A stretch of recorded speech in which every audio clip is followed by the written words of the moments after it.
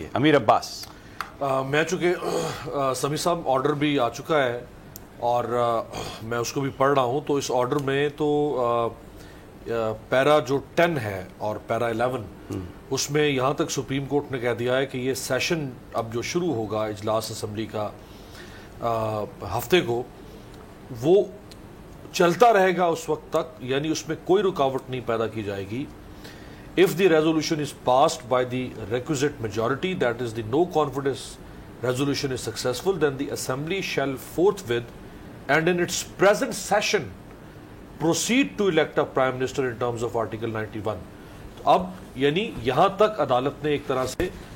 نہ صرف یہ کہ گارنٹی مانگ لی ہے حکومت سے، بلکہ اپنے احکامات بھی جاری کر دیے ہیں کہ نہ صرف یہ کہ اب اسمبلی کا اجلاس بلایا جائے گا، نہ صرف یہ کہ اس میں ووٹ آف نو کانفیڈنس تحریک پیش کی جائے گی، نہ صرف یہ کہ اس میں کسی قسم کی کوئی رکاوٹ نہیں ڈالی جائے گی، بلکہ جو اگلے قائد ایوان کا انتخاب ہوگا، اگلے وزیر اعظم کا انتخاب ہوگا، وہ بھی اسی سیشن میں ہوگا. proceed to elect a prime minister in terms of article 91 of the constitution and powers in this behalf, and the speaker and all other persons including the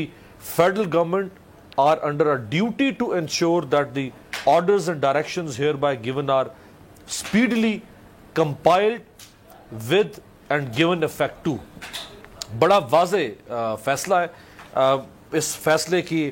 13 نکات ہے جو سپریم کورٹ نے تحریر کیا ہے. یہ شارٹ آرڈر ہے، 3 صفحات پر مشتمل یہ فیصلہ ہے، اور اس میں کسی قسم کا کوئی ابہام عدالت نے باقی نہیں چھوڑا، کیونکہ نہ صرف یہ کہ vote of no confidence reject ہوئی، اور اس کے بعد جو فیصلے لیے وزیر اعظم نے، صدر مملکت نے، ان سارے فیصلوں کے بارے میں یہ بحث چل رہی تھی گزشتہ 5 دنوں سے کہ اگر ووٹ آف نو کانفیڈنس کے اوپر کوئی رولنگ کے اوپر اگر عدالت کو فیصلہ دیتی ہے تو وزیر اعظم جو فلاں ایکشن لے چکے ہیں اس کے بارے میں کیا ہوگا، یا صدر جو ایکشن لے چکے ہیں اس کے بارے میں کیا ہوگا. تو وہ جتنے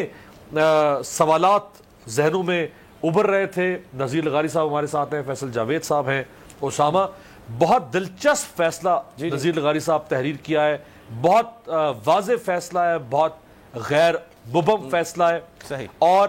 آنے والے بھی جو سوالات ہمارے ذہن میں ہیں ان کا بھی جواب دے دیا ہے. اور اگر کوئی پھر کوئی شرارت کرنے کی کوشش کرتا ہے تو اس کے سامنے بھی لغاری صاحب عدالت نے شرارت ہو کیا سکتی ہے. سلمان، اب میں یہ پوچھنا چاہ رہا تھا کہ سر یہ شرارت ہو کیا سکتی ہے. ایک شرارت تو یہ بھی ہو سکتی ہے نا کہ آپ نے اجتماعی استعفے جمع کرا دیے، کیونکہ پہلے بھی جب ٹرانسمیشنز ہو رہی تھی تو ہم نے ڈسکشن کی تھی کہ الٹیمیٹلی یہ سوچتی ہے حکومت، یہ چاہتی تھی کہ کسی طریقے سے شہباز شریف وزیر اعظم نہ بن جائیں، اور جسٹیفائیڈ ان کی وجوہات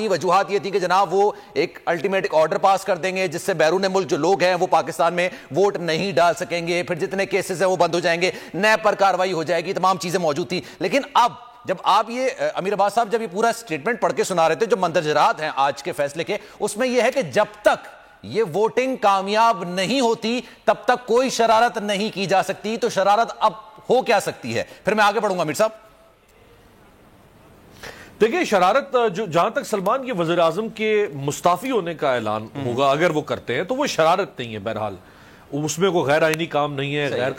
قانونی کام نہیں ہے. ہاں، اس کے اوپر پھر ہم ایک بحث کر سکتے ہیں کہ کیا وہ میدان چھوڑ کے بھاگ رہے ہیں، وہ اس کی مورالٹی کے اوپر سوال ہو سکتا ہے، لیکن وہ کوئی شرارت نہیں ہے. وہ ان کا رائٹ ہے کہ وہ اگر کل اعلان کر دیتے ہیں یا پرسوں اعلان کر دیتے ہیں کہ ان کی جو پارلیمانی پارٹی ہے وہ مستعفی ہو رہی ہے. سبسکرائب کریں اور بیل دبائیں تاکہ کوئی خبر رہ نہ جائے.